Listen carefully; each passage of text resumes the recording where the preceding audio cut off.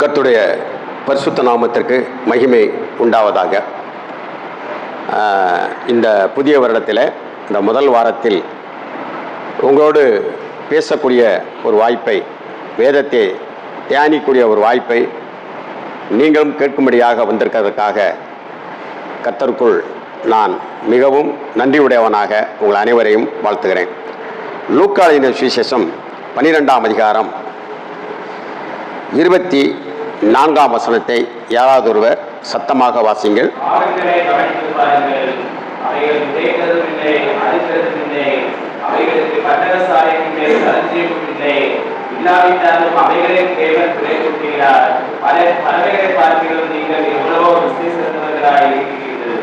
போதும். இந்த நாளில் தலைப்பு கவனித்து பாருங்கள். 40 வருஷ கிறிஸ்தவர்கள் இருப்பார்கள். 50 வருடம், 60 வருடம், 70 வருடம் கிறிஸ்தவர்கள்லாம் இங்கே இருந்து கொண்டு இருக்கிறார்கள். என்னை பொறுத்து மட்டும் எடுத்துக்கொண்டால் 63வது வருட கிறிஸ்தவனாக உள்ளே பேரளவில் இருப்பதில் பிரவேசிக்கிறேன். ஆனால் 42 வருடங்கள் கிறிஸ்தவ சேவையை செய்யக்கூடிய ஒரு பாக்கியத்தை கர்த்தர் இந்த நாளிலே எனக்கு கொடுத்திருக்கிறார். இப்போ கவனித்து பாருங்கள். நீங்க சங்கீதத்துக்கு பதிலாக தம்பி உபாகமம் 27ஆம் அதிகாரத்தை வாசித்தார். அதிலே ஒரு வசனம் வரும். அதாவது நீ ஒரு பலிவிடம் கட்டணும் அப்படிங்கிறார். யோர்தானை தாண்டி போன உடனே ஒரு பலிவிடம் கட்டணும்.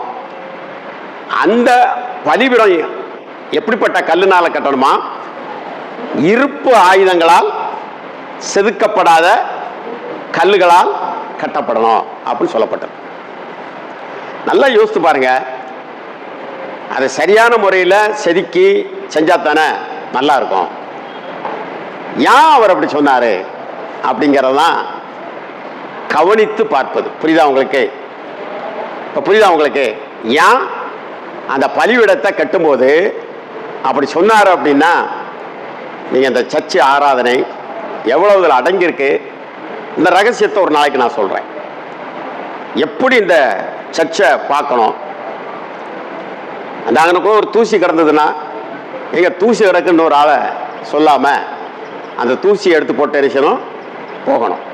நல்லா கவனமாக கேளுங்க. அதில் எவ்வளவு ரகசியங்கள் அடங்கியிருக்கிறது. அப்போ ஏன் அவர் அப்படி சொன்னாரு அப்படின்னு கவனம் தேவை. அதை பார்த்து படிக்கிறோம், கவனத்துக்குள்ள என்ன செய்யறோம், கொண்டு வருகிறோம், அதை தியானிக்கிறோம். அது ஞானமாகிறது. ஞானமாக அது வடிவெடுக்கிறபடினாலே மற்றவர்களுக்கு முன்னால் அந்த அறிவு களஞ்சியங்கள் எடுத்து சொல்கிறோம். அவ்வளவு ஆலோசனை இருக்கிறது. எதுல இருக்கு? அதாவது நீ கற்ற பலிவிடம்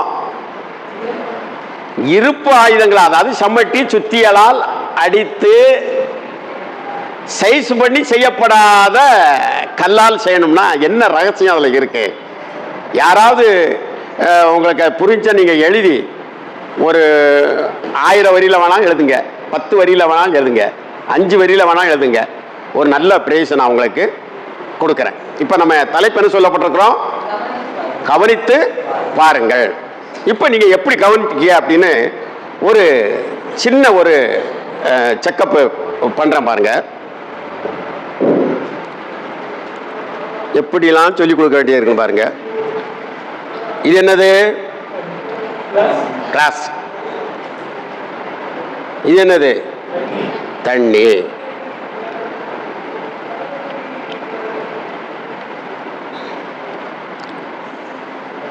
காகங்களை கவனித்து பாருங்கள் அப்படின்னு ஒரு அர்த்தத்தை வைக்கிறாரு.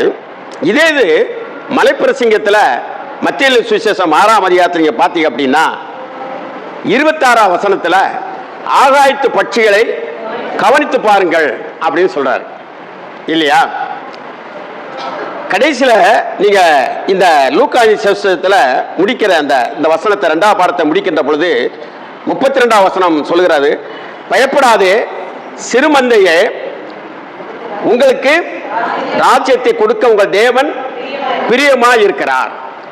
யார் மேல பிரியமா இருக்கிறாரு? இங்க நல்லா கவனமா கேளுங்க. யார் மேல பிரியமா இருக்கிறாராம்? நல்லா கவனிங்க. யார் மேல?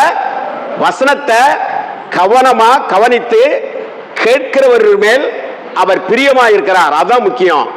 கவனம் இல்லாம உட்கார்ந்து இருந்தீங்கன்னா, இவ்வளவு காலம் நான் உட்கார்ந்து சேதப்படுத்திட்டேன் அப்படின்னு சொல்லி இன்னைக்கு கவனத்தோடு இருக்கணும். ஆகையினால நான் என்ன செய்யறேன் அப்படின்னா, நீங்க கவனிக்கத்தக்கதாக அவங்க கவனம் எப்படி சிதறாம இருக்கு அப்படியே ஒத்து பார்க்கணும். குர்ன்னு அப்படியே பார்க்கணும். சில நேரத்தில் சில பேர் இப்படி பார்ப்பாங்க, என்னன்னே தெரியாது, அதுல என்னதான் இருக்குன்னு தெரியாது, கண்ணு கூர்ன்னு பார்க்கும். புரியுதான்னு சொல்றது? அது மாதிரி உத்து பார்க்கணும். உங்களுக்கு இது தெரியாதுல்லம்மா நான் என்ன செய்யறேன்னு சொல்லி நீங்க அந்த வருஷம் மட்டும் ஏஞ்சிருந்தங்க அதை பார்க்கணும்ல. யார் வேணாலும் சொல்லலாம். சரியா? கீழே உட்காந்துருக்கோங்க, ஏஞ்சிருங்க. நீங்களே ஏஞ்சிருங்க. உங்களுக்கு தெரியுதுக்காக சொல்றேன். சரி, இப்ப நான் என்ன செய்ய போறேன் பார்த்து எனக்கு சொல்லணும். யாருக்கும் அது தெரியலனா எந்திரிச்சுக்கோங்க. என்ன செய்ய போற அப்படிங்கிறத நீங்க என்ன செய்யணும்? சொல்லணும். கரெக்டா சொல்லணும். எப்படி கவனிச்சிருக்கிய அப்படிங்கிறது இங்க நடக்க போகுது. இப்ப பாருங்க, நான் என்ன செய்யறேன்னு பாருங்க. என்ன செஞ்சேன்? இப்ப தண்ணியை தொட்டு நாக்கில் வச்சேன். கரெக்டா சொல்லல. யாரோ ஒரு ஆள் சொல்றதுக்கு முயற்சி பண்றாங்க. சொல்லுங்க. டேஸ்ட் பண்ணி இல்ல, அவ ஏதோ சொல்ல வரா. சொல்லு. கரெக்டா சொல்றா பாருங்க. ஏஞ்சலுக்கும் தெரிஞ்சிருக்கு, ஆனா அவ கரெக்டா தைரியமா சொல்லிட்டான். இந்த விரல கைய வச்சேன். புரியுதா? இந்த விரல வச்சு நாக்க டெஸ்ட் பண்ணேன். புரிஞ்சிருச்சா? கொட்டிடாமடா, நான் இருக்கிற வேகத்தில் கொட்டினாலும் கொட்டிடுவேன். கிட்ட இதை வை, வெளியே கொட்டிடு. அது நல்லதுன்னு இல்லை, கொட்டிடு. உட்காந்துருங்க.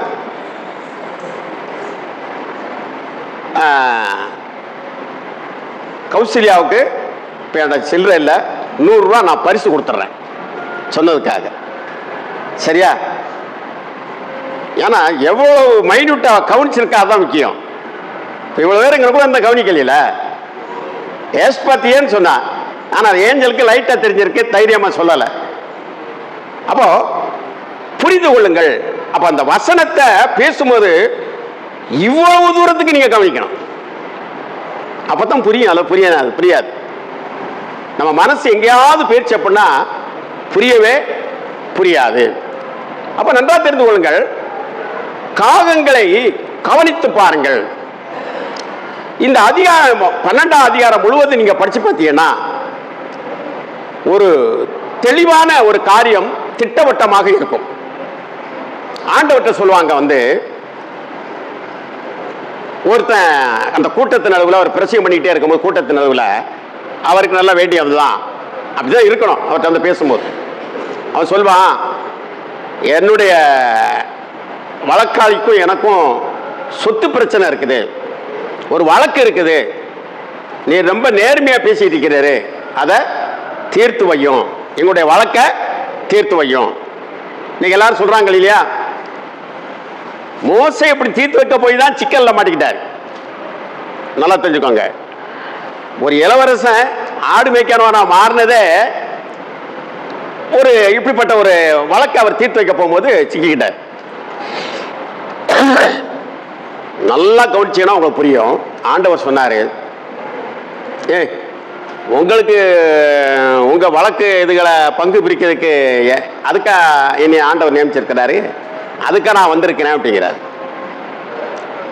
சொல்லிட்டு கவனமா நீங்க படிச்சு வந்தா தான் தெரியும். பொருளாசையை குறித்து எச்சரிக்கையாயிருங்கள், அது ஒருவனுக்கு எவ்வளவு இருந்தாலும் அது அவனுக்கு நித்திய ஜீவன் இல்லை அப்படின்ட்டு ஒரு விளக்கத்தை சொல்லிடுறாரு. அதை நீங்க வேதத்தில் என்ன செஞ்சிய படிச்சிய. புரியுதா உங்களுக்கு? இப்ப இங்க நல்லா படிச்சு வந்தீங்கன்னா ஏன் அவர் அந்த விளக்கத்தை போய் சொல்லணும் சீடர்களுக்குன்னு வரும். இப்ப சபையில எவ்வளவோ பிரச்சனைகள் வழக்கு நடக்குது, நாங்க பேசாம இருக்கோம், பேசத்தானே செய்யறோம். ஏன் அவர் அந்த இடத்துல பேச மாட்டேன்னு சொன்னாரு? இவர் பிரசங்கத்தின் வழியாக எவ்வளவோ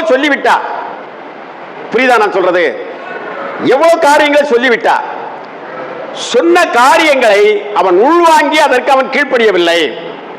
அதை நீங்க மனசுல வச்சுக்கணும். இப்போ ஓமைக்கு வாங்க. ஒருத்தனுக்கு என்ன செஞ்சான்? களஞ்சியம் கடுமையா விளைஞ்சிச்சு. ஒரு 5 மேனி அடிக்கிறது 10 மேனி அடிச்சிச்சு. 3 மேனி 3.5 மேனி தான் இப்ப பெரிய பயங்கரமாவே இருக்கு. அப்ப 10 மேனி அடிச்சிச்சு. இப்ப அவனுடைய குடோனை வந்து அதுல கொண்டாந்து சேர்க்கணும். 10 மடங்கு பெருசா இடிச்சு கட்டுவேன் அப்படிங்கிறான். அப்ப இடிச்சு கட்டி அதுல எல்லாத்தையும் சேர்த்து வச்சு அவன் ஆத்துமாட்ட சொல்றான். தன் மனைவிட்ட சொல்லியிருந்தாலும் ஒரு புண்ணியம் உண்டு. அவன் தன் ஆத்மாவோடு என்ன சொல்கிறார் என்றால், நீ ஆத்மாவை அநேக நாட்கள் புசித்து குடித்து சம்பூர்ணமாயிரு. எங்க ஒருத்தன் பாடுபடுறான், நல்லா கவனமா கேளுங்க. பாடுபடுறான், அவன் களஞ்சியத்தை பெருசா கட்டுறான், அதுல அவன் சேர்த்து வைக்கிறான். நீங்க அந்த நாட்களிலே, அந்த நியாயப்பிரமாண காலங்களிலே, இயேசு கிறிஸ்து நியாயப்பிரமாண காலத்துல வாழ்ந்தார். நல்லா தெரிந்து கொள்ளுங்க. இது ஒரு பெரிய பாவம் கிடையாது. இது ஒரு பெரிய பாவம் கிடையாது. ஆனா தடாலடியா ஆண்டவர் அவனை பார்த்து சொல்றாரு, மதிகேடனே அப்படிங்கிறாரு. எங்க அவன் விளைய வச்சது குற்றமா? நல்லா கவனமா கேளுங்க. விளைய வச்சது குற்றமா? விளைந்த பொருட்கள் எல்லாம் அவன் பிரம்மாண்டமாக சேர்த்து வைத்தது, அதற்காக பெரிய கிட்டங்கி கட்டுமே அப்படி சொன்னது குற்றமா? நீ சொல்லுவீங்க, அதை மற்றவங்களுக்கு கொடுக்காம அவன் கட்டிக்கிட்டான் அப்படின்னா, இது கோர்ட்டில் போய் சொன்ன தண்டனை கொடுப்பாங்களா? அப்படி கட்டி வச்சுக்கிட்டான் அப்படி சொன்னா எல்லாம் அவன் விளைய வச்சிருக்கான், அவன் பாடு விட்டுருக்கான் தான் சொல்லுவாங்க. இங்க ஒரு குற்றம் உங்களுக்கு தெரிகிறதா அப்படின்னு கொஞ்சம் சொல்லுங்களா. இங்க ஒரு குற்றம் வருது. எதை சொல்லலாம்? ஆண்டவர் மதிகேடனே அப்படின்னு சொல்றதுக்கு என்ன காரணமா சொல்லலாம்? சொல்றேன் கேளுங்க. கேட்டுக்கிட்டே இருந்தோம்னா நீங்க சும்மா இருப்பது டயம் ஆயிரும். சொல்றேன் கேளுங்க. அதாவது ஒரு உடலை, இந்த தெரிகிற இந்த உடலைக்காக அவன் எவ்வளவு வேணாலும் சேர்த்து வைக்கலாம், அதை சாப்பிடலாம். ஆனா ஆத்மாவுக்கு விருந்து வந்து இயேசு கிறிஸ்து தான், அவருடைய வார்த்தை தான். அல்லேலூயா. வேற எங்கேயுமே இல்லை.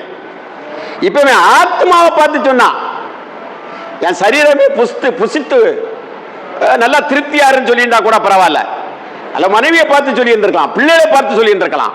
ஆனா இவன் ஆத்மாவை பார்த்து சொல்றான். இப்ப தப்பு எங்க நடந்து வச்சு தெரியுமா? வசனத்தை தப்பா பேசுறாங்க. புரியுதா உங்களுக்கு?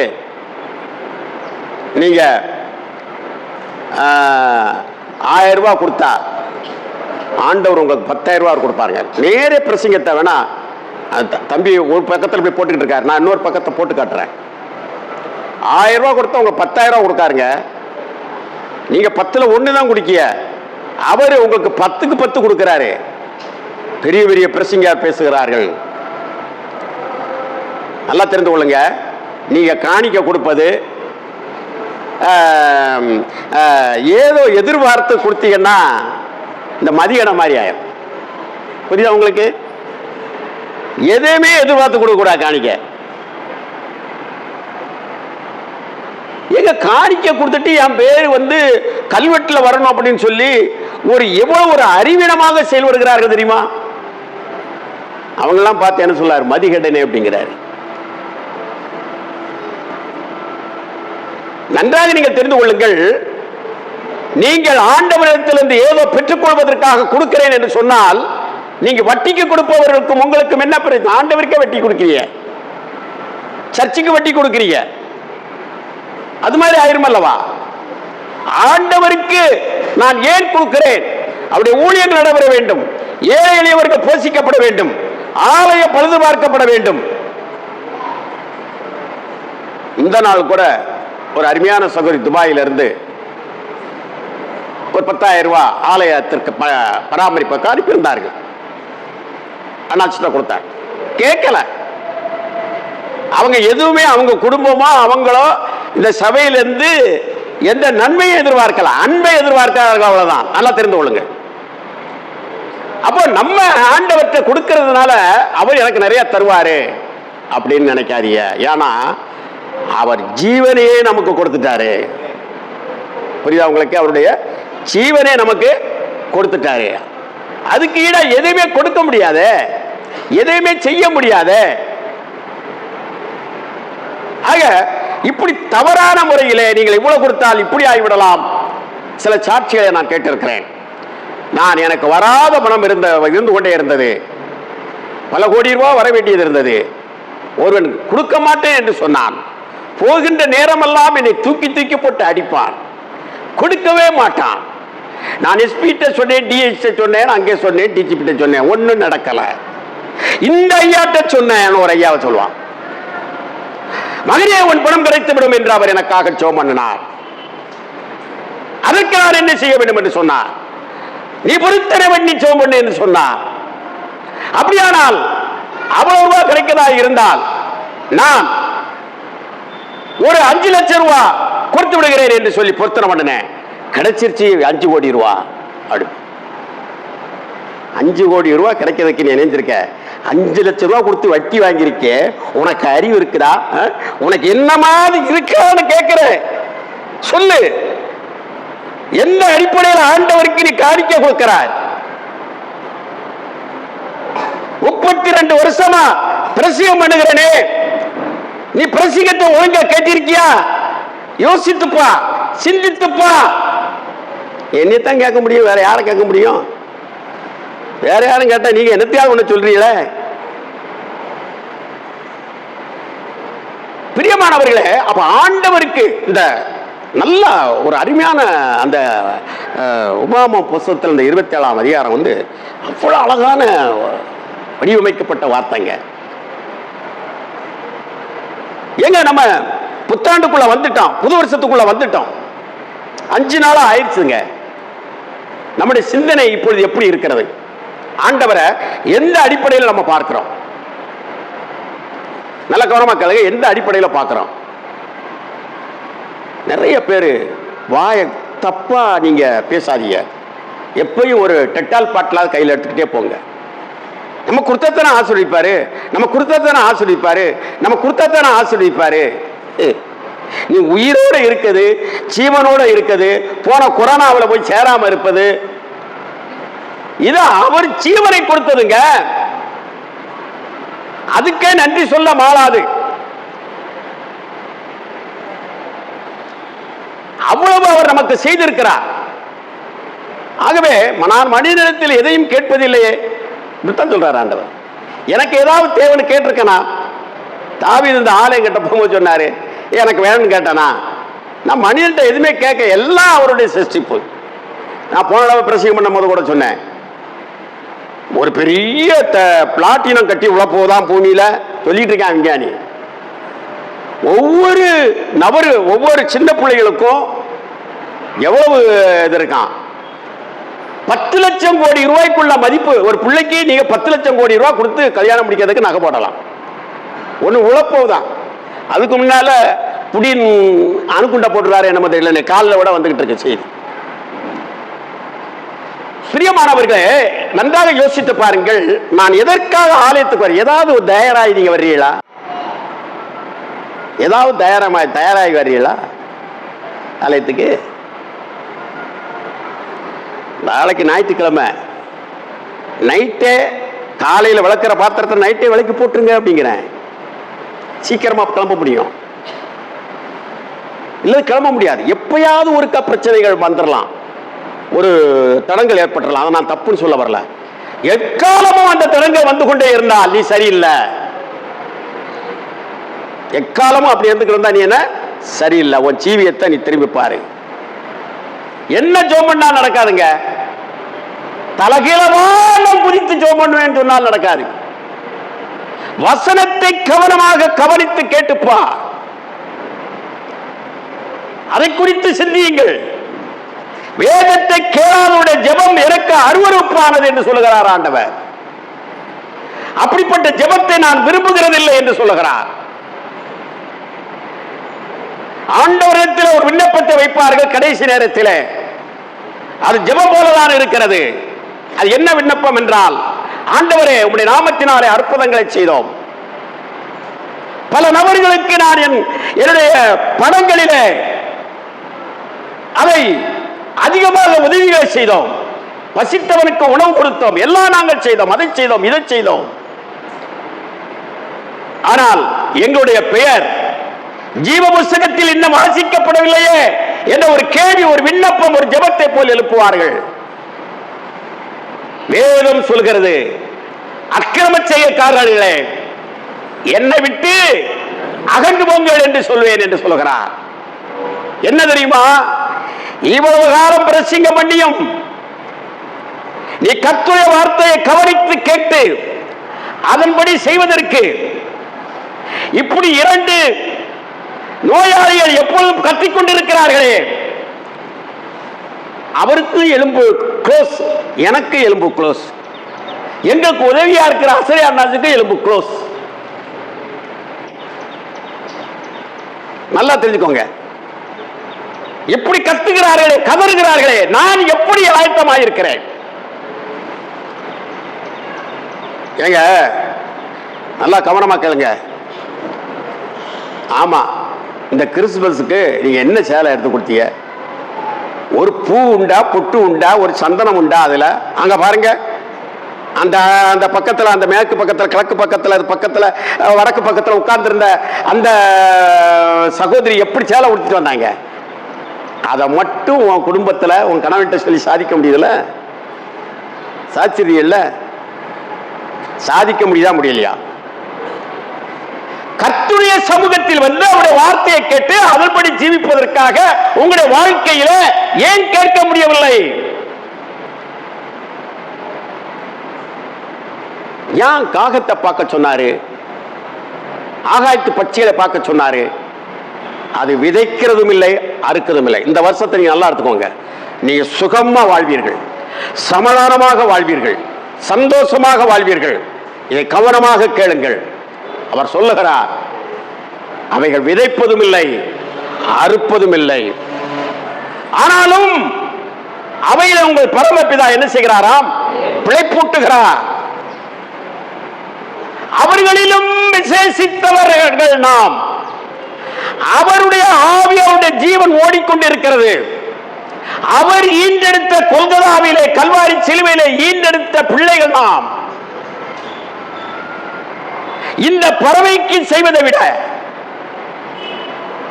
நன்றாக தெரிந்து கொள்ளுங்கள், உங்களுக்கு செய்வது அதிக நிச்சயம் அல்லவா? நல்லா நீங்க பாத்தீங்கன்னா, பறவைகள் வந்து கூடு கட்டி இருக்கும். அதுக்கு சொத்து சுகம் எதுவுமே கிடையாது, அதுல அக்கௌண்ட்டும், அதுக்கு பணமும் கிடையாது, எதுவுமே கிடையாது. அது ஏதாவது கையெழுத்து போட்டு பேங்க்ல போய் நின்று அப்படியே போட்டு, இந்த காக்கா நல்ல காக்கா வந்து நல்ல இது மாதிரி தான் இருக்கும், இந்த எழுதுற மாதிரி தான் இருக்கும், இப்படிதான் இருக்கும் காக்கா வச்சுக்கிட்டு கையெழுத்து போட்டு, அப்படி செக்கில் எதுவும் கையெழுத்து போடுதா? போய் பணத்தை போய் எதுவும் வாங்குதா? அவன் நாளைக்கு வா தாரன்னு சொல்றான், இன்னைக்கு வாரன்னு சொல்றான், எங்க போய் ஆவுதாலி சொல்லுதா? தன்னை படைத்தவர்கிட்ட போய் என்ன ஒருவேளை ஒண்ணும் கொடுக்க மாட்டேங்கான். நானே இந்த ராஜா வீட்டில் உலகம் புறம் பஞ்சமா கிடக்குன்னு சொல்லி இந்த கரித்து உண்டை எடுத்துட்டு வரேன், கொஞ்சம் அப்போ இதை போய் வரேன், அதை கொண்டு எலியாட்ட கொடுக்க சொல்லியாரு. அப்படி ஏதாவது சொல்லுதா? ஏதாவது பேலன்ஸ் இருக்காங்க அதுக்கு? ஆனா அதை பிழைப்பூட்டுகிறார். அது சமாதானமாக காலை நினைச்சோட பாருங்க, கா கா அடாடா, எப்படி அது கூப்பிடுகிறது, எப்படி அந்த குருவிகள் வானம்பாடி அந்த சத்தம் வருகிறது. அந்த சத்தத்தை கேட்ட உடனே விடிஞ்சிருச்சு. கோழியை பாருங்க, குக்கரக்கோ கோ, எந்திரிங்க, அவங்க அப்பா கோபத்தில் உடைய மீச்சில போறாரு அப்படின்னு சொல்லி பிள்ளைகளுக்கு சொல்லுது. அது என்னமெல்லாம் அது சொல்லி நன்றாக பாருங்கள். அது காலையில எழுந்த உடனே ஒரு மகிழ்ச்சி, அதுக்கு ஒரு நம்பிக்கை. அதுக்கு அக்கௌண்ட் இல்ல, அது எங்கேயும் விதைக்கல, என்னமும் செய்யல. அதுக்கு அவர் பிழை போட்டுகிறாராம். இதுல பாருங்க, அதோட குஞ்சுகள் இந்த கட்டி இருக்கும். அந்த குஞ்சுகளுக்கு அது அம்மா பசிக்குது அப்படின்றோம். பசிக்குதாப்பா? ரொம்ப பசிக்கும், இப்ப பாரு அம்மா அப்படின்னு சொல்லிட்டு சட்ட சட்டான்னு போய் எங்கேயாவது பூச்சியோ புழுவோ அல்ல என்ன காய போட்டுருந்தோமோ எது என்ன வச்சிருந்தாலும் சரி, அதை அப்படியே எடுத்துட்டு வரும் பாருங்க. அது வருகிற அந்த சத்த ஓசைய இந்த குருவி அந்த குஞ்சிய கீச்சு கீச்சு கீச்சு எங்கள் அம்மா கொண்டு வந்துட்டாங்க, எங்கள் அம்மா சாப்பாடு கொண்டு வந்துட்டாங்க, எங்கள் அம்மா பிரியாணி கொண்டு வந்துட்டாங்க, அதை கொண்டு வந்துட்டாங்க, இதை கொண்டு வந்துட்டாங்க அப்படின்னு சொல்லி நம்பிக்கையோடு காத்திருக்கோம். அதுக்கு என்ன செய்யும்? வாயில் உணாந்து என்ன செய்யும்? ஒட்டும். சாதாரணமாக இல்லைங்க, அந்த உணவு மட்டும் அந்த அதுக்கு ஊட்டுறதில்லை, தாய்ப்பாசத்தை என்ன செய்யும்? அது ஊட்டும். தாய்ப்பாசத்தை அப்படியே ஊட்டும். பார்த்துக்கோங்க. முள்ளுனால கட்டியிருக்கும் கூடு சிலது, அந்த முள்ளுக்கு மேலே அந்த வக்கீல் இதுகள்லாம் போட்டு இந்த உலகத்தில் முள்ளில் தான் நம்ம இருக்கிறோம். கர்த்தர் அவர் கொடுக்கிற வசனமும் அவர் கொடுக்கிற ஆலோசனையும் தான் நமக்கு பட்டு மெத்த பட்டு நல்லா பஞ்சு மெத்த அப்படி இப்படி என்னமா இருக்குது. ஆண்டவர்கிட்ட போங்க, நல்லா விட்டு போட்டு நல்லா படுத்து தூங்குப்பா அப்படிம்பாரு ஆண்டவர்கிட்ட போனா. இவங்க தான் ராத்திரி 3 நாள் 4 நாள் 7 நாள் கிடந்துக்கிட்டு முழிச்சு முழிச்சு சோம்பிட்டு கிடக்காங்க. நல்லா தூங்குப்பா அப்படிம்பாரு. நான் உன் மேல பிரியமா இருக்கேன், நீ என்னை நல்லா கவனிச்சு பார்க்குற, நல்லா இருக்க, நல்லா தூங்கு அப்படிம்பாரு. டாக்டர்கிட்ட போனீங்கன்னா சொல்லிடுவான், நீ பாயில தான் படுக்கணும், ஓலப்பாயில தான் படுக்கணும். ஓலப்பாயில சுட்டுருக்கு நாள் இருக்கு அப்படின்னா இப்பயே படு அப்படின்னு. எங்க தேக்கங்கட்டில் எப்படிப்பட்ட கட்டில் இருக்கு?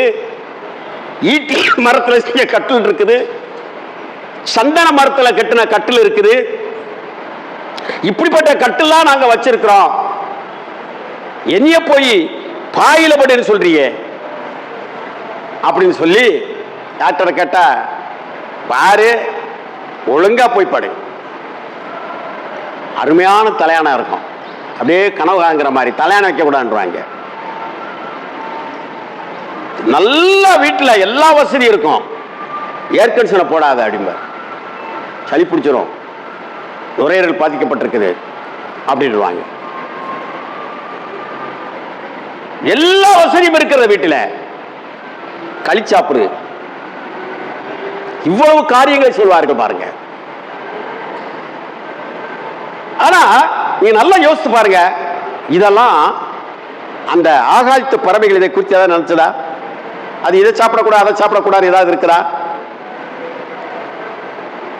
அது கொடுக்கிறது ஆண்டவர், அதை பிழைப்பூட்டுகிறார்.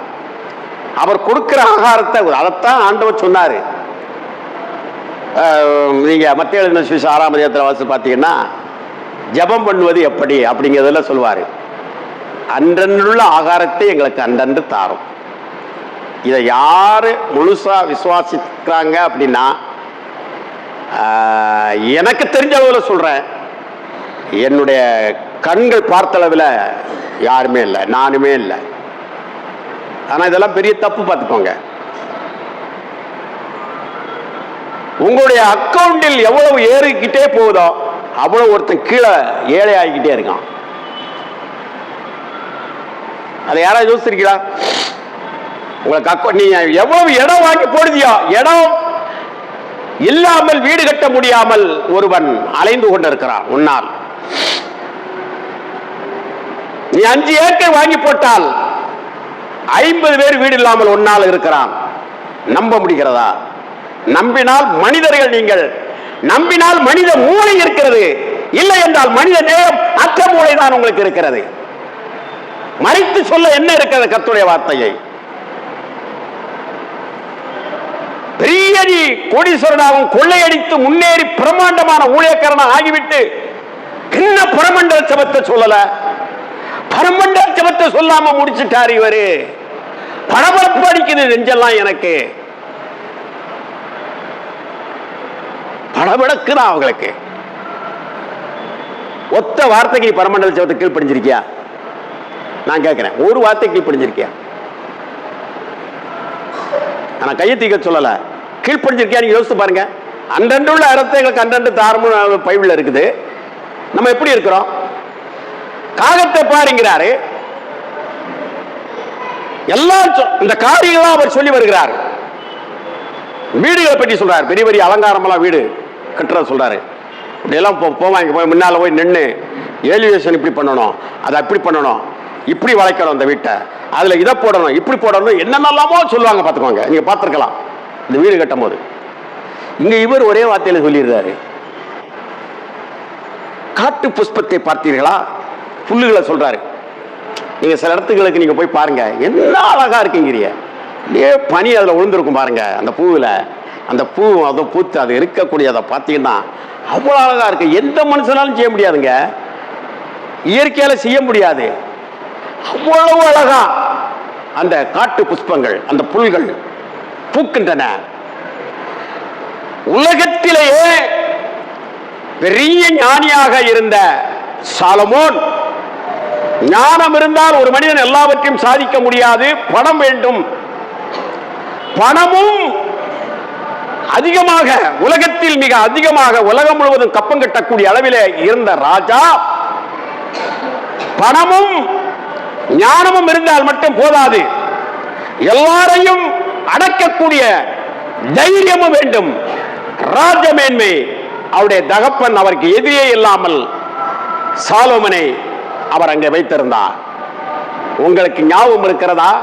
அவர் தேவாலயம் கட்டிய காரியமும், லீபனோனிலே எகிப்தில் ஒரு பெண்ணுக்கு, அந்த மனிதன் செஞ்ச தப்பு, பெரிய அரண்மனை, லெபனான் சொல்றோம் இல்லையா, கட்டுனது. யோசிங்க, இவ்வளவு அவ சொல்லிட்டு போயிட்டா. யாரு? எத்தியோப்பியாவா சேபா ராட்சஸ்திரி, அதானே? இப்படி நாங்க பார்த்ததே இல்லையே. உமக்கு இவ்வளவு அறிவு, இவ்வளவு ஞானம், உங்களுடைய பந்தியில சாப்பிடுறவங்க, இந்த கட்டடங்கள், இவைகளெல்லாம் பார்க்கிற பொழுது இந்த அளவிற்கு நாங்கள் பார்க்க எங்கேயுமே பார்க்கல, கேள்வியே படல அப்படின்னு அவ புகழ்ந்தா. ஆனா ஆண்டவர் சொன்னாரு, உங்களுக்கு எனக்கும் சொல்றாரு, ஜேபா ராட்சஸ்திரி சாலமோனுடைய அந்த கட்டுமானம், அவனுடைய பணம், அவனுடைய அறிவை சொல்லுகிற மாதிரி வச்சுக்கோங்க. இயேசு சாமி சொல்றாரு, ஒரு புல் எடுத்து சொல்றாரு, அந்த புல்லினுடைய பூவை வச்சு சொல்றாரு, இந்த பூவுக்கு என்ன செய்யாது, இவன் கட்டிய அரண்மனை, இவன் உடுத்திய உடைகள் ஒண்ணுமே ஈடாகாது அப்படின்னா. கர்த்தர் அப்படி செய்திருக்கிறார். அவரை ஒண்ணு செஞ்சா பார்த்துக்கோங்க. புடவைகள் எகிப்துல வந்து அந்த காலத்துல கலாச்சாரத்துல எகிப்துல அழகா, இப்ப காஞ்சிபுரம் பட்டுன்னு சொல்றோம் இல்லையா, பனாரசா பட்டு அப்படி நம்மளாம சொல்றாங்க இல்லையா, அது காஞ்சிபுரம் வந்து கொஞ்சம் ஃபேமஸா சொல்லுவாங்க. ஒரு கல்யாணம்னா காஞ்சிபுரத்துல போய் பட்டு எடுத்து வந்துருவான் அப்படின்னு சொல்லுவாங்க. நல்லா கவனமா கேளுங்க. இவன் என்ன பண்ணிருக்காரு, இவர் சாலமன் இணைஞ்சிருக்கிறாரு. அவர் ஞானத்துல, அவர் ஆராய்ச்சியில, நம்ம ஆராய்ச்சி காஞ்சிபுரம் போகுது, அவர் ஆராய்ச்சி எங்க போகுது அப்படின்னா எகிப்துக்கு போகுது. எகிப்துல அருமையான, அது பெரிய வல்லரசா இருந்தது. எகிப்துல வந்து நல்ல சேலைகள், புடவைகள் செய்வாங்க. அதுக்குன்னு ஒரு மந்திரியை நியமிக்கிறாப்ல. இன்னைக்கு நான் விடுவாங்களா சொல்லுங்க பாப்போம், இன்னைக்கு விடுவாங்களா? அதுக்குன்னு ஒரு மந்திரி, அந்த புடவைகள் கொள்முதல் பண்ணு. அதை உடுத்தது யாரு? அவருக்கு 700 திருமணம் முடிச்சிருந்தாரு. 300 பேரை திருமணம் முடிக்காம மனைவி வச்சுக்கிட்டார், மறுமனை ஆட்டி வச்சுக்கிட்டார். 1000 பேர் இருந்தாங்க அவருக்கு. ஒருத்தனுமே சண்டை விடாம, அதுதான் வந்த அவர் நாட்கள் ஒருத்தருமே சண்டைக்கு வரல. ஏன்னா அம்புட்டு ஒண்ணு போல AK-47 வச்சுக்கிட்டு தூக்கிச்சு வைங்க. 1000 பேர் என்ன, இவரை எவை அசைக்க முடியும்? ஒரு ஆளு, ஞானமான ஒரு ஸ்திரீ ஒருத்தனுக்கு மனைவியா கிடைச்சா ஒண்ணுமே பண்ண முடியாதுங்க அந்த வீட்டை. பைபிள் சொல்லுது, நான் சொல்லல. ஞானமுள்ள ஸ்திரீ தன் வீட்டை கட்டுகிறாள், ஞானம் இல்லாதவர் தன் வீட்டை இடித்து போடுகிறாள். அப்போ தன்னுடைய மனைவிமார்களுக்கு இந்த புடவைக்காக இவன் அவ்வளவு இது பண்ணான். அதெல்லாம் ஆண்டவர் சொல்றாரு, ஒரு புல்லுக்கு உடித்து வைத்தது போல. நீங்க அப்படி பார்த்தீங்கன்னா போர்வை விரிச்ச மாதிரி அப்படியே பல பல பல பல பல பல ரோஸ் கலர், அந்த கலர், இந்த கலர் அப்படின்னு பூத்து குலுங்கி கொண்டு இருக்கும் பாருங்க. இப்ப கொடைக்கானலுக்கு போக ஆரம்பிச்சிருவாங்க, நீங்க பார்த்தீங்கன்னா அவ்வளவு அழகாக இருக்கும். அதர் மாதிரி சாலமோன் செய்யவில்லை. ஆனால் கர்த்தர் உங்களையும் என்னையும் உடித்து வைப்பது அதிக நிச்சயம் அல்லவா அப்படிங்கிறார். உடை கொடுப்பார், உணவு கொடுப்பார். அதனாலதான் நீங்க கவலைப்படாதீங்க. ஆனா என் வேதத்தை மட்டும் கவனிச்சு பாருங்க, என்னுடைய நடவடிக்கைகளை கவனிச்சு பாருங்க, நான் யார் மேல் பிரியமாய் இருக்கிறேன் என்பதை கவனித்து பாருங்கள். ஒருத்த வசனத்தை விட்டு விலகிட்டா அப்படின்னா அவன் மேல நாத்துமா என்ன செய்யாது, பிரியமா இராது அப்படிங்கிறாரு. அதான் சொல்லலாம், அழுது புரண்டு ஜோம் பண்ணாலும் ஒன்றும் நடக்காது. அது வந்து பாடியை முன்னால் வச்சுக்கிட்டு அழுதுகிட்டு இருந்த மாதிரி தான். பாடியை முன்னால் வச்சுக்கிட்டு அழுதுகிட்டு இருப்போம் பாருங்க. போயிட்டியே போயிட்டியே போயிட்டியே விடிய எப்போ வரப்போறாங்க நீம, நான் எப்போ பார்க்க போறேன் காலமெல்லாம் சொல்லுவாங்க. பார்த்துக்கோங்க என்ன சொல்லுவாங்கன்னா, இந்த அம்மா சொல்லும், அவன் சொல்லுவா, ஒரு ஒரு ஒரு பட்டினத்தார் ஒரு பாடல் எழுதியிருக்கிறாரு. பட்டினத்தார் யாருன்னு கேட்டீங்கன்னா குபேரன். குபேரன் யாருன்னு கேட்டீங்கன்னா கடவுள்களுக்கெல்லாம் கைமாத்தல் கொடுக்கக்கூடியவர். கடவுளுக்கெல்லாம் இந்த கடவுள் நிறைய இருக்கலங்க, அவங்களுக்கு பண கஷ்டம் வந்துச்சுன்னா இப்போ ஒரு 15 அப்படி 10 லட்சம் கோடின்னு வாங்குற யாரு? குபேரன். குபேரன் யார் தெரியுமா? குபேரன் யார் தெரியுமா? ராவணனுடைய அண்ணன். முடியுமாங்க ராவணனை தோக்கடிக்க முடியுமா? ராவணனை தோக்கடிக்க முடியுமா?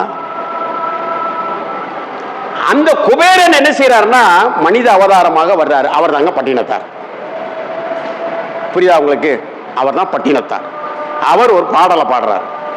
வீடு வரை உறவு, வீதி வரை மனைவி, காடு வரை பிள்ளை, கடைசி வரை யாரோ அப்படின்ட்டார். எவ்வளவு சொத்து சுகம் இருந்தாலும், ஏன்னா அவர் தான் கடவுளுக்கே கடன் கொடுக்கிறவர். அவர் அந்த பட்டினத்தார் கையில் ஒரு கரும்பை மட்டும் வச்சுக்கிட்டு அதையும் திங்காமையே தெரிஞ்சிருக்காரு பாருங்க. கையை ஊனிக்கிட்டே தெரிஞ்சிருக்காரு. ஒரு துண்டை மட்டும் கட்டிக்கிட்டு கரும்பைத்தான் வச்சுக்கிட்டே போவார் எங்கே போனாலும். அதை சாப்பிட்றதும் கிடையாது. அந்த கரும்பை ஏன் அவர் அப்படி சொல்றாரு அப்படின்னா, கரும்பை கீழே இருந்து திங்காதீங்கடா, மேல இருந்து திங்குங்க அப்படிங்கிறாரு. அதுக்கு அர்த்தம் தெரியுமா உங்களுக்கு? கீழே இருந்து தின்னீங்கன்னா, அந்த கரும்பை சாப்பிட்டுட்டே போனீங்கன்னா ஒரு குறிப்பிட்ட டேஸ்ட் குறைஞ்சிக்கிட்டே போகும். டேஸ்ட் குறைஞ்சிட்டே போகும். மேல இருந்து சாப்பிட்டுட்டு வந்தீங்கன்னா போக போக போக போக டேஸ்ட் வந்துட்டே இருக்கும். அந்த பட்டணத்தார் நம்மாரியா வசனத்தை தயாரிக்கிறதுல எத்தனை பேர் புரியாம வைய போறீங்களோ அது வேற விஷயம். ஒருத்தர் பேசுவீங்க, பேசுங்க, அதை பத்தி எனக்கு கவலை இல்லை. அந்த பட்டினத்தார் நம்ம ஆளியா, சித்தர்கள் எல்லாம் நம்ம ஆளு அப்படிங்கிற நானே இருக்கிறார்கள் அப்படிம்பாரு மார்ஸ் மேடையில பிரசங்கம். நீங்க அதெல்லாம் ஆராய்ச்சி பண்ணி பாருங்க. அப்போ அவர் சொல்றாரு வீடு வரை உறவு. அந்த வீடுகள்ல ஒரு மனுஷன் சுகம் இல்லாம இருந்துட்டா படையெடுத்து வருவாங்க. வந்த உடனே காப்பியெல்லாம் போட்டு கொடுப்பாங்க. நம்ம ஒரு சொக்கனையா சுகம் இல்லாமல் இருக்கும்போது நாங்கள் போவோம். 24 மணி நேரம் காப்பி தான், காப்பியும் பிஸ்கட் தான். அவர் பஞ்சாயத்து போர்டு தலைவராக இருக்கும்போது, அவருடைய பிந்திய காலமும் நாங்கள்லாம் போயிட்டு வந்தோம். அது வேற விஷயம். பாருங்க, ஒரு காப்பியும் குடிச்சிட்டு என்ன செய்யுது ஏது செய்யுது அப்படின்ட்டு எப்படி கேட்டு இருப்பாங்க. எங்க அப்பாவும் இப்படித்தான் இருந்தாரு, நல்லாத்தேங்க இருந்தாரு, பித்தம் படுத்திருந்தாரு, நல்லாத்தான் இருந்தாரு, ஆனா திடீர்னு போயிட்டாரு அப்படின்னா. இவ போய் விசாரிக்க போற உறவுகளை இப்படித்தான் விசாரிச்சுட்டு இருக்கோம். வீட்டுக்கு போய் இப்படித்தான் விசாரிச்சுட்டு இருக்கோம். ஒருத்தனுக்கு மஞ்சக்காமலைக்கு என்னென்ன மருந்தெல்லாம் சாப்பிடணும், இந்த மருந்து சாப்பிடணும் அப்படி ரொம்ப ஆலோசனையா சொல்லியிருக்கான். நல்ல ஐடியாவா சொல்லியிருக்காப்ல. இதை இந்த கீவாநல்லியை சாப்பிடுங்க, நல்லா குளிர்ந்த தண்ணியில் குளிங்க, இப்படி செய்யுங்க அப்படி செய்யுங்க, அதெல்லாம் நல்லா சொல்லிக்கிட்டே இது பண்ணி அவன் சொல்ல அவனுக்கு குணமாகிற மாதிரியே ஒரு ஃபீலிங் இருக்கு. உடனே அவன் சொல்லியிருக்கான், உங்களுக்கு இதுக்கு முன்னால எதுவும் மஞ்சக்காமலை வந்துச்சான்னு கேட்டிருக்கான். விசாரிக்க போயிருக்காங்க எல்லாம் மஞ்சக்காமலை. அவன் கேட்டிருக்கான், பட்டுக்கிட்டே கேட்டிருக்காரு, உங்களுக்கு இதுக்கு முன்னால வந்துருச்சோ? அவன் என்ன நினைச்சு கேட்கிறான், நம்ம பிழைச்சி இப்படி வந்துடலாம். அவன் சொன்னான், நான் யார் குட்டியடா கெடுத்தேன், எனக்கு மஞ்சக்காமலை வர, நான் எவன்டா அநியாயமா வட்டி வாங்கினேன், எவன் சொத்தை திருடுனேன் அப்படின்னு. அப்படின்னா என்ன அர்த்தம்? விசாரிக்கிறது இப்படித்தான் இருக்கும். வீடு வரை உறவு, வீதி வரை மனைவி. மனைவி என்ன செய்யும் அப்படின்னா, அந்த பாடல் அர்த்தம் இன்னைக்கு அப்படித்தான் இருக்குது. அந்த அம்மா கையை பிடிச்சுக்கிடுவாங்க, தலையை விரிச்சு போட்டுக்கிட்டு, பேட்டிகளே இன்னும் எப்போ வருவீங்க, ஏமா உலகத்தில் நடக்காதமா நடந்து வச்சு, இருமான்னு கையை பிடிச்சி அந்த அம்மாவை படுத்த பாடு இவங்க முறுக்கிக்கிட்டு, அது பாயுதுக்கு வர்ற மாதிரி இருக்கும். விட்டுட்டீங்கன்னா வெளியே வராது, அது வேற விஷயம். பாருங்க, அப்படி கலந்து அந்த வேதனையில, அது உண்மையில அது தாங்க முடியாத ஒரு வேதனை. ஆனா இதே வாய் ஒரு நாள் என்ன சொல்லிருக்கு தெரியுமா, போயிட்டு வரேன், போனவே அப்படியே போட, அவனே பாம்பு கடிக்க போனப்ப ஏதாவது உனக்கு ஆக்சிடென்ட் ஆக திரும்பி நீ வரமாட்டடா, உப்பு இல்லைங்க, மோரத்துல தயிர் இல்லைங்க, கையை அடிக்கிறான், காலை அடிச்சு உடைக்கிறான், முடிய பிடிச்சி இழுக்கிறான் அப்படின்னு நீ திரும்பியே வர மாட்டடான்னு சொன்ன ஆளு வாய் தான் என்ன சொல்லுது, போயிட்டீங்களே போயிட்டீங்களே, எப்போ வர போறீங்களோ. பிள்ளைகள் அது என்ன செய்யும், பாசமும் இருக்குங்க. நான் ஒரு இதுக்காக அதை சொல்றேன், பிள்ளைகள் வருவாங்கங்க, அப்படியே வந்து அப்படியே 3 தடவை மண்ணை அப்படியே எழுதி போடுவேன். இடுகாடுனா சுடுகாடுனா இங்க இருந்தே அவன் கையில் இணைஞ்சுவாங்க, பூசாரி மாதிரி ஆக்கி விட்டுருவாங்க, அப்படியே தூக்கிக்கிட்டு இப்படியே வருவேன். அவன் அதை வந்து அது நெருப்பை டவக்குன்னு அதில் போடுவான், பெட்ரோல் ஊத்துனத்தை அது எரியும், இது அந்த நெருப்பை கொண்டு அதில் கொண்டு போடுவான். இதுதான் கடைசி வரை யாரோ அப்படின்னு தெரியாது. ஆனா தாவீது ஏன் அவர் உன்னதமான ஒரு தரிசனத்தை கண்டார் அப்படின்னா, நான் மரண இருளின் பள்ளத்தாக்கில் நடந்தாலும் பொல்லாப்புக்கு பயப்படேன், தேவரீர் என்னோடு கூட இருக்கிறீர். அந்த சங்கீதத்தை யாராவது ஒரு 23ஆம் சங்கீதத்தை வாசிங்க, முதல் வசனத்தை வாசிங்க.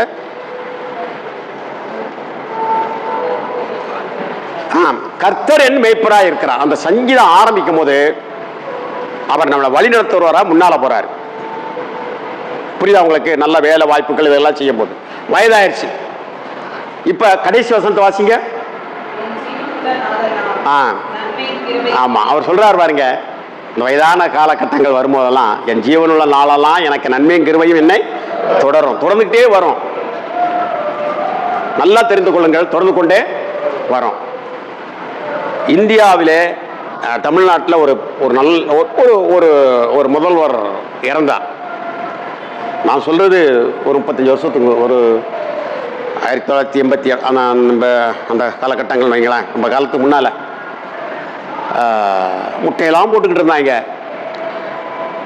அப்போ வந்து மழை, ஏன்னா 24 டிசம்பர் 24 பார்த்தீங்களா, மழை பெஞ்சுக்கிட்டே இருந்துச்சு. அவன் சொன்னா, சில பேர் இயற்கை அன்னையே அழுகுதுப்பா, அவருக்காக இயற்கை அன்னையே அழுகுதுப்பா. நாங்கள் சும்மா இருப்போமா? இவன் என்ன கொடுமை செஞ்சானோ, என்ன பாவம் செஞ்சானோ, இவனை தூக்கிட்டு போறது கூட இந்த மழை விடாம என்ன செய்யுது, பெய்யுது. 2 பக்கம் பேசுவாங்க. ஆனால் இங்க தாவீது சொல்கிறார், நன்மையும் கிருபையும் என்னை தொடர்ந்து என்ன செய்ய வரும். அப்ப அந்த சங்கீதம் முடியும் போது நன்மை கிருபையும் தொடர்ந்து வரும். ஆனா மரணம் வரும்போது என்ன வருது, அதை வாசிமா, நான் மரண இருளின் பள்ளத்தாக்கில் நடந்தாலும் பொல்லாப்பு எனக்கு நேரிடாது, தேவரீர் என்னோடு கூட இருக்கிறீர். இது வந்து ஒரு பயங்கரமான மனிதனுடைய வாழ்க்கையில கடைசி போராட்டம். இந்த போருக்கு யாரும் தப்பியவன் அல்ல அப்படின்னு பிரசங்கி சொல்றாரு. பெரிய போராட்டம் பாருங்க. யோபுன்னு சொல்வாரு, கடைசி சத்துரு மரணம் தான் சொல்றாரு. இந்த போராட்டத்துல ஒரு மனுஷன் நிம்மதியா இருக்கணும் அப்படின்னா, நீங்க பாத்தீங்கன்னா அப்படி ஆண்டவர் தோல்ல கையை போட்டுக்கிட்டு என்ன செய்யறாரு அப்படின்னா, கலங்காத, கொஞ்சம் நீந்திரலாம், கொஞ்சம் நீந்திரலாம், நான் வர்றேன், நான் உடைய கையை பிடிச்சிட்டே போவேன், அப்படியே நிலையை மூச்சு வரும்போது அப்படியே ரேச முங்குற மாதிரி இருக்கும், மூக்க பிடிச்சிக்க அப்படியே உடைய கூட்டிட்டு போயிடும் அக்கறைக்கு. அல்லேலூயா. அதைத்தான் சொல்லுகிறார், நான் மரண இருளின் பள்ளத்தாக்கில் நடந்தாலும் பொல்லாப்புக்கு பயப்படுகிறேன். பவுல் ஒரு இடத்தில் அழகாக சொல்லுவார், எனக்கு அடிக்கடி எனக்கு ஒரு பலகீனம் இருக்கிறது, எனக்கு ஒரு முள் கொடுக்கப்பட்டு இருக்கிறது, அது என்னை அடிக்கடி சாத்தானுடைய தூதன் குட்டுகிறது. தாத்தான் குற்றானா, அவருடைய முதுகுல, அவரை தலையில குற்றானா. அவர் வாட்டுக்கு சும்மா விட்டுட்டான், தடவி கொடுத்துக்கிட்டே இருந்தான். பன்னீர் நியாயப்பிரமாணத்தை பற்றி பேசிட்டு இருக்கும்போது, இப்ப இயேசு கிறிஸ்துவை பற்றி பேச ஆரம்பிச்ச உடனே கொட்ட ஆரம்பிச்சிட்டான். ஆண்டவரே எனக்கு தாங்க முடியலையே வலி அப்படிங்கிறார். அதாவது தாங்கிக்கோ, என் கிருபை உனக்கு போதும் அப்படிங்கிறாரு.